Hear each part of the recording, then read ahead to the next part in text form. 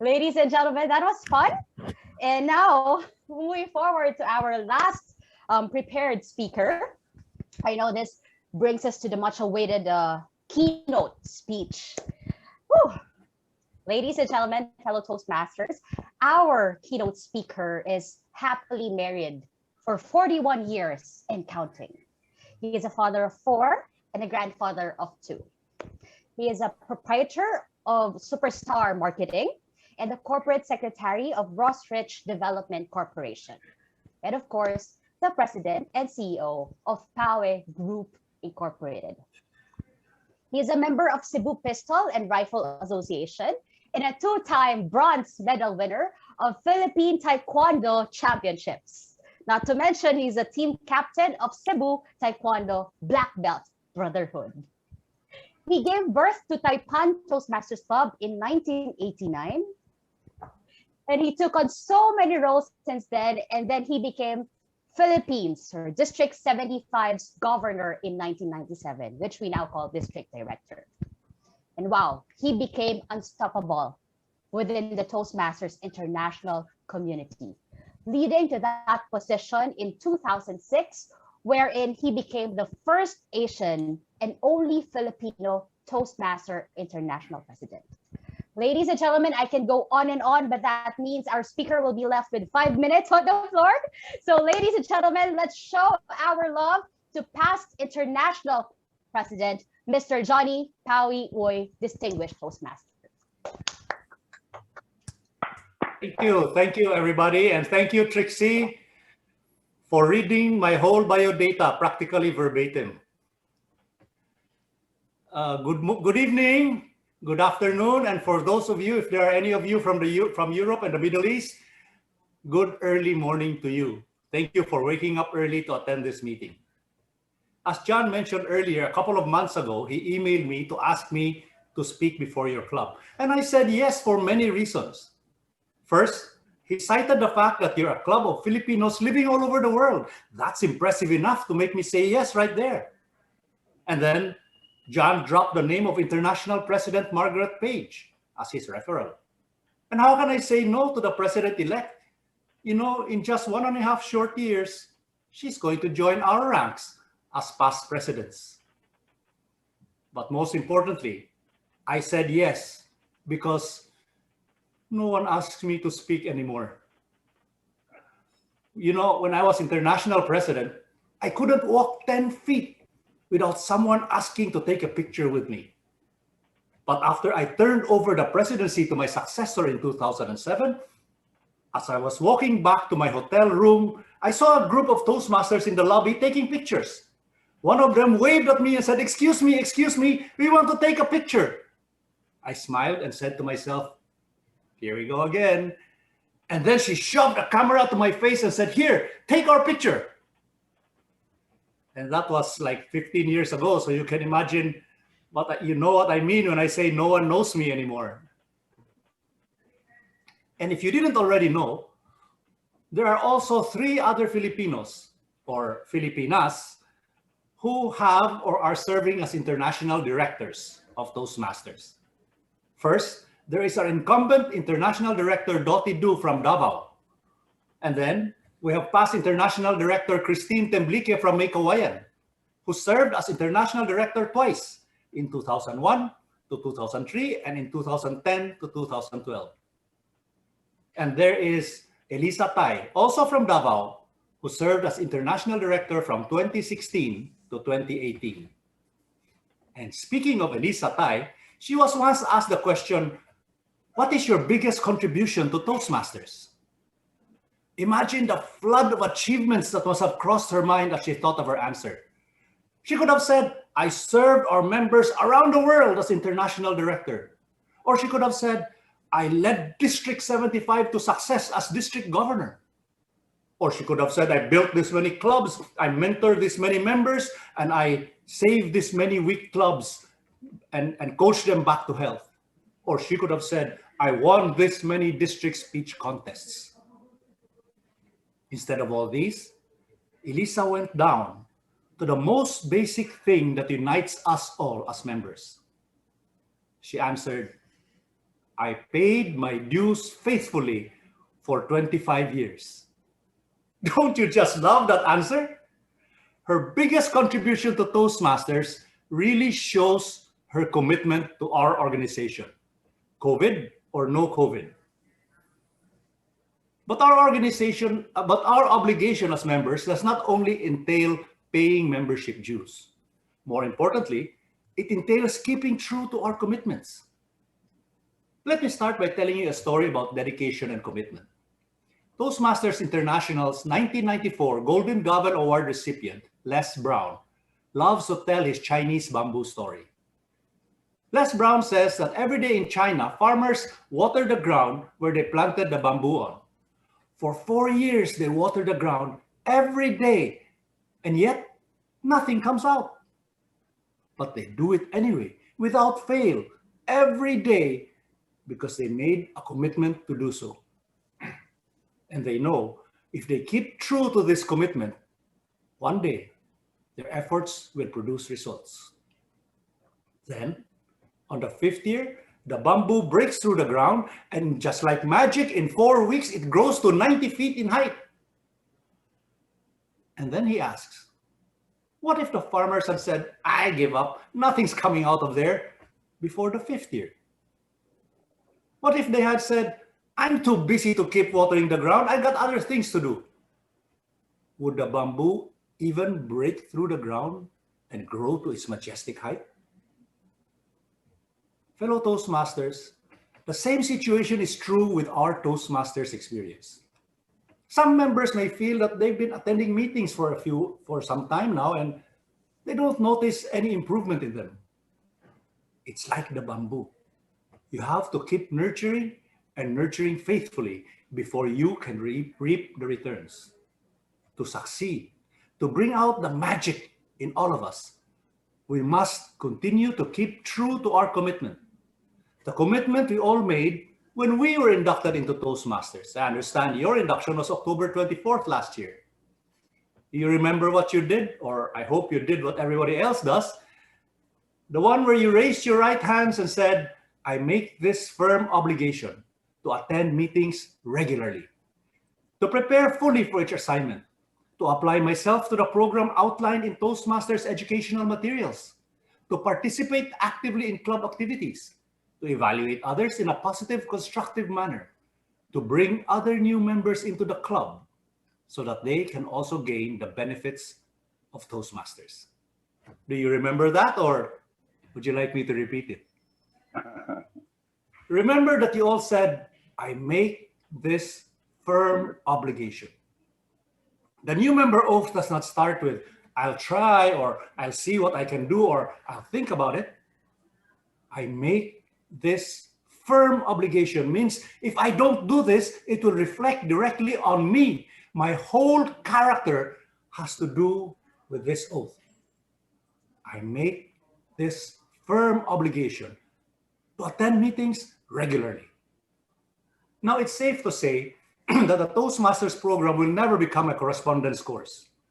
As Toastmasters, we learn to conquer our fears, to sharpen our public speaking skills, to pick up leadership skills when we interact with each other, in person or virtually.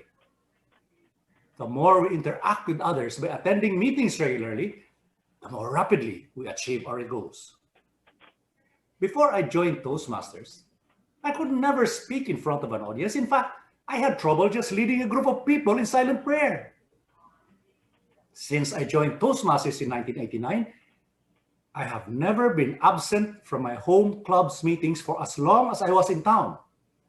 As a result, now, whenever I stand before a group, everybody prays that I stop talking. See what you can achieve by attending meetings regularly?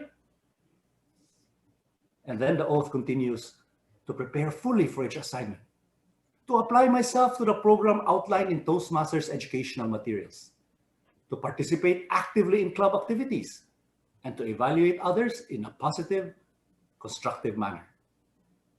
Are you keeping your firm obligation to do all that, or would you like me to repeat it also?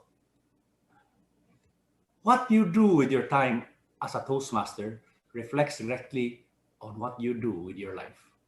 Those of you with watches, look at the seconds ticking by. That's life.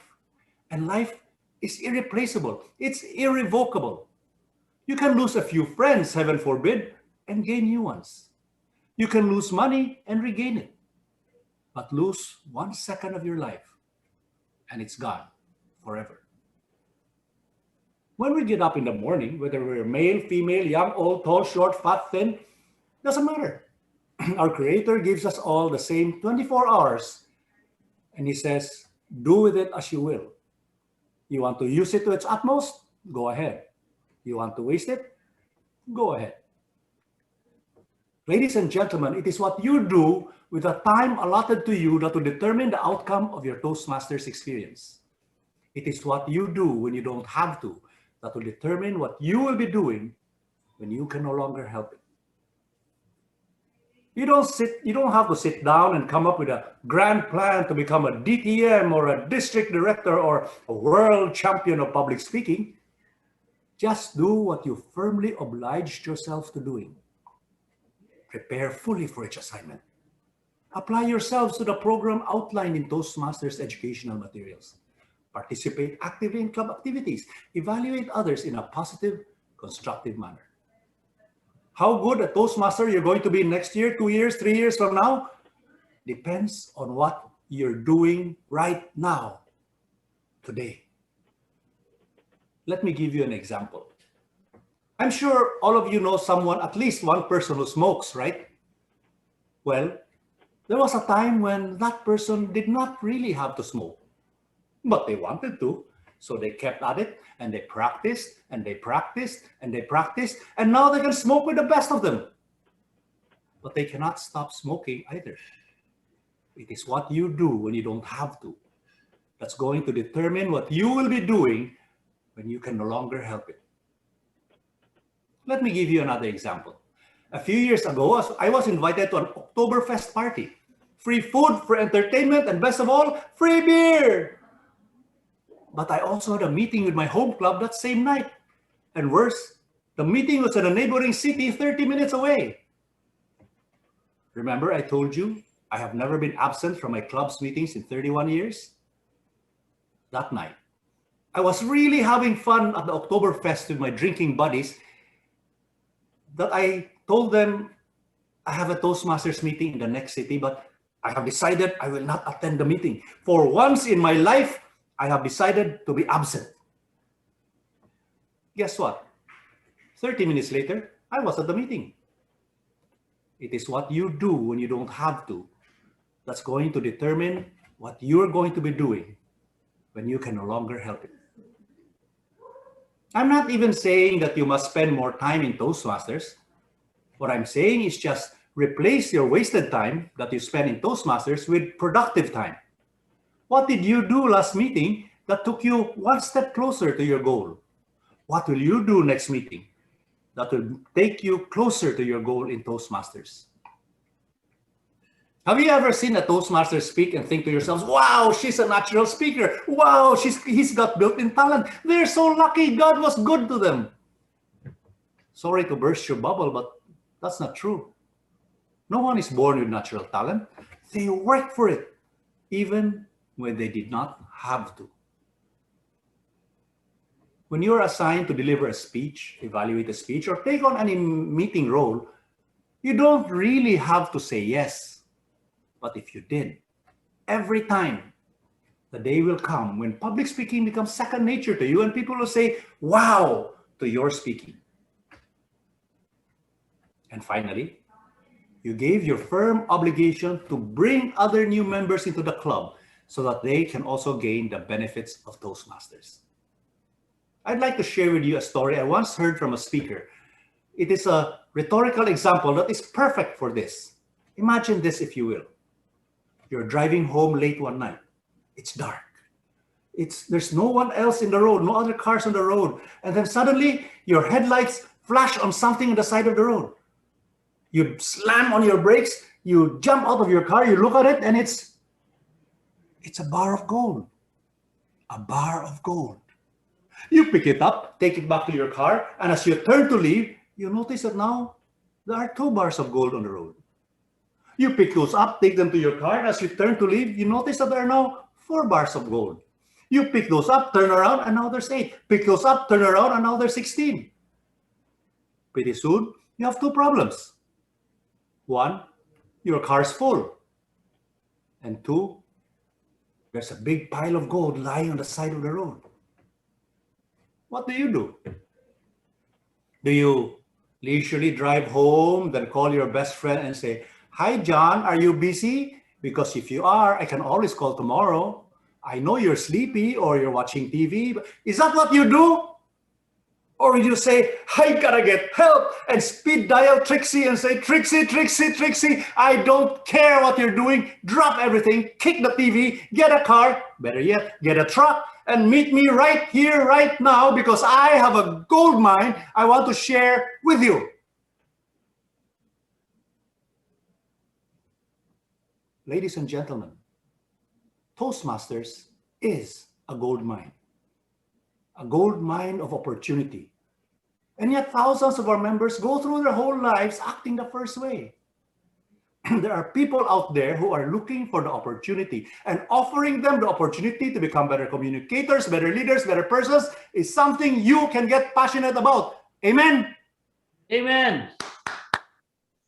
Right now, there are people out there whom you know who are waiting for the invitation to avail of the gold mine of opportunity called Toastmasters. What are you waiting for? Go out there and bring them in. Your firm obligation to do all that does not have a time limit. It does not end when you become club president or when a new president takes office. Most of all, you're expected to do that even when nobody else is doing it. I started with a story in China. Let me end with a story in a little village in Italy. Their parish priest, Padre Pietro, was retiring and would soon be leaving them. So the town folk got together to think of an appropriate goodbye gift for him. Since they were poor, buying something expensive was out of the question. Someone suggested that maybe if they all brought a glass of their best wine, being Italians, they make their own wines, and poured it into a giant container, they could present Father Pietro with a lasting goodbye gift of good wine, which he can enjoy in his old age. So that night, the villagers all went to the center of town where they set up a huge vat, and everybody brought a glass with them and poured it into the container. When everybody was done, they all brought the huge vat of wine to Padre Pietro and presented their goodbye gift to him. Soon, Padre Pietro decided to savor this generous gift from the whole village, and so he poured himself a glass from the container. He drank it and it was water. Now, this is not the reverse miracle of Cana. What happened was, everybody in the village thought, well, with everyone else pouring wine into that huge container, no one will notice if I poured water instead. So they all brought water instead of wine. Clubs are only as strong as their individual members. If you are ready to make a commitment to be true to your membership oath, you can bring out the magic in you, and your Toastmasters Club's success, as well as your own, is guaranteed. But you have to bring wine, not water. Back to you, Trixie. Ladies and gentlemen, International Past President Johnny Pawe Uy.